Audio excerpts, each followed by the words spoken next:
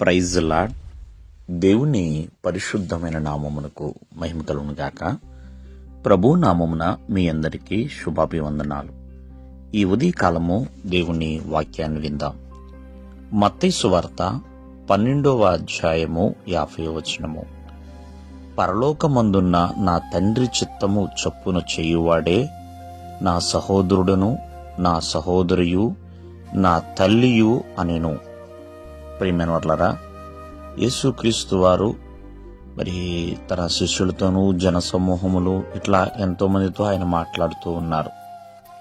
మరి మాట్లాడుతున్నప్పుడు మరి యేసుక్రీస్తు వారి తల్లి, అలాగే యేసుక్రీస్తు వారు కలిగి ఉన్న 4 సహోదరులు, వారి గురించి వారు ఎదురు చూస్తూ ఉంటారు ప్రభు వారితో మాట్లాడాలని.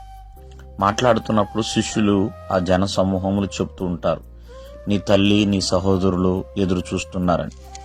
అప్పుడు యేసుక్రీస్తు వారు చెప్తారు, ఎవరు నా తల్లి, ఎవరు నా సహోదరులు అని చెప్పి, ఎవరైతే పరలోకమందున్న నా తండ్రి చిత్తము ప్రకారముగా చేస్తారో వారే నా సహోదరులు, నా తల్లి అని ఆయన సెలవిస్తూ ఉంటారు.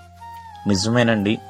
మరి భూమి మీద ఎవరైతే దేవుని చిత్త ప్రకారము చేస్తారో వారు దేవుని కుటుంబముగా పిలువబడతారు. నిజమే, యేసుక్రీస్తు వారు అక్కడ సెలవిస్తున్న ప్రకారముగా నా తండ్రి చిత్త ప్రకారము చేయువారు మాత్రమే అని దేవుని యొక్క వాక్యం ప్రకారంగా మనం చూస్తున్నాం. మరి ప్రతి ఒక్కరూ కూడా దేవుని కుటుంబంగా ఉండాలి అంటే దేవుని చిత్తాన్ని చేయాలి. దేవుని చిత్తాన్ని మన జీవితంలో జరిగించాలి అంటే మొదటగా ఆ ప్రభువుని మనము అంగీకరించాలండి. ఎందుకంటే ఆయన అధికారానికి మనం లోబడి ఉంటేనే అంగీకరించగలుగుతాం. ప్రభువు మీద మా ప్రభువుని మన హృదయంలోనికి ఆహ్వానించాలి. ఆయనకి మన మీద అధికారాన్ని ఇవ్వాలి. ఆయన పట్ల ఒక విధేయత కలిగి జీవించాలి.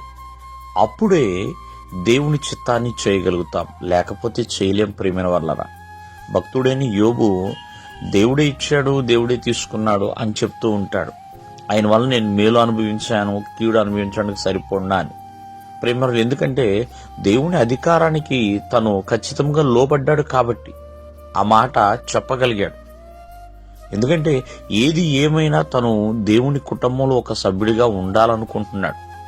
ఈ లోకములో ఎన్నో వస్తూ ఉంటాయి, ఏది శాశ్వతమైనది కాదు. కాబట్టి ప్రియమైన వాళ్ళారా, కావున ఈ ఉదయకాలమందు ఆలోచించండి.